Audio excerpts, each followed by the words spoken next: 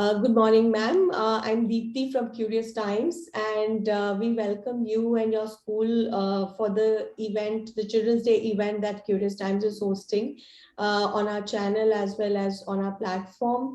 And we are very delighted today to meet you and have you over here for the event. Thanks, Deepthi. It's my pleasure to be here on Curious Times on behalf of So, the Academy School.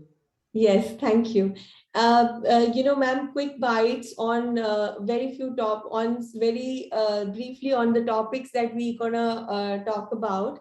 The thing is like we celebrate the Children's Day for our on the occasion of the birthday of our former Prime Minister.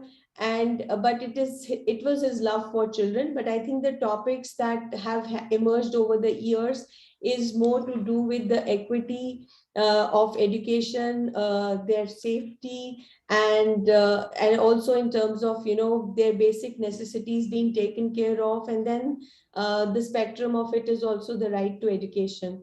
So keeping some of these serious topics at the center, we have all our efforts or government's efforts, we try and push them towards that.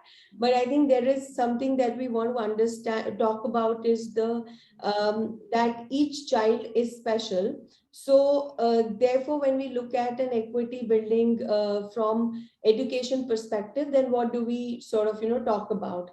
So I'm like you introduced, you've been into the IB curriculum, and you have kept the learner at the center. I would like to have your views, like, how you believe each child is special from your journey, and the kind of a few examples that kind of put it across to our children as well as their parents, that how have you found some examples of children being doing, different things and yet being successful, or you yourself learning from diversity in children's, strengths, and how have you learned from them?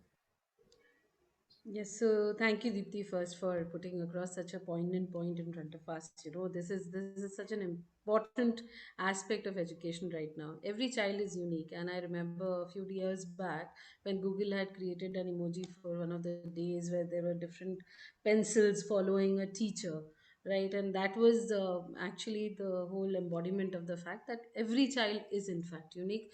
We can't have assessing them in ways which is so unfair. So yes, it is important that we understand that each child has his or her own DNA, and it is at best that we can recognize these strengths and skills that they have, their aptitudes, their attitudes, and as a school, as a group of people, an ecology which is all about nurturing them, it is but natural that we need to shift our focus on to this aspect more than just running after meritocracy. I have, I would say, learned from a couple of people really stand out in my life. One of my students was exceptionally well placed in life, but he chose to join the Teach for India movement. And when I happened to meet him many years later, he mentioned the magic in his eyes was something that I can never forget. You know, the passion with which he had gone and taught those children. And that's when I realized that his journey from A level chemistry to that was something which was unique, right? And that made me realize, it brings to the fore the fact that children would do, children would take up what matters to them the most, right? At the heart of that child, there is this virtue of giving, Right. and at some point we have not killed it, we did not cull that virtue of that child. I have my own daughter, I feel at times is the biggest I am the biggest learner from her, because when she was tiny she would not write, and I, as a meritorious student, would get very hassled. I didn't have, as a young mother, I didn't have any kind of understanding on how to deal with that. But now today, when she's pursuing different things, like she's an artist, she designs, she is pursuing psychology majors, something that I never thought was possible coming from there to here. So my these are things which are sharp reckoners that each child is unique, and we need to respect that. Right, right, true. So, from building that ecosystem of that narrative, the narrative that each child is special, we are sort of, we as a society have created certain benchmarks, right? And created the definition of successes. And then we try to fit everybody's success into those definitions. And we also sort of, continuously, whether it's the parent ecosystem or the school ecosystem or conventional traditional formats in our teaching ecosystem, uh, we have built in certain sort of benchmarks, and therefore we sort of lose that perspective of the uniqueness of the child. So do you think there is certain things that need to be brought in, and how do we bring that in to make that narrative right at the set of with the parents or with the educationists or with the teachers, or with should government do, or what should we as a society do to get that narrative out there? There are a couple of narratives that are predominant in this scene, that if you are able to give your child education of a standard, then that would be great for him, right? Or a narrative that, if you're in a certain rural area, you won't be able to succeed in life. Or the fact that, if you do well in this subject, your life is sorted. These are those standard approaches that have predominated our society for so many years. And I think the times, the way they are changing now, if we do not kind of sync up to this frequency, we will terribly, terribly either damage our future generation, or we will be looked down upon in the years to come that we did not do what we had to do at the right time. So I think setting up the right mentorship around the children is the key here. If you can at some point highlight the correct people and bring them in focus and show that it doesn't matter. It doesn't matter what you began with, but it's what you ended up with. And Right, that's because you kept your esteem high, you kept your imagination on the roll, you did not go back on letting anyone to believe that you are in any form lesser than the other.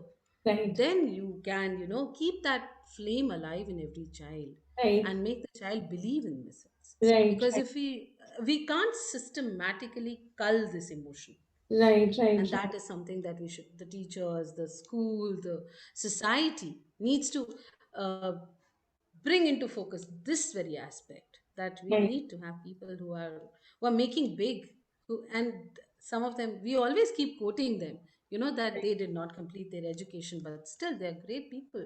They are remarked and talked about, right? right, right, So, so the the the reason why they succeeded, look into that and make it into a systematic program in education. Why not right, bring right, it what went right for them, right, yeah, while being wherever they were.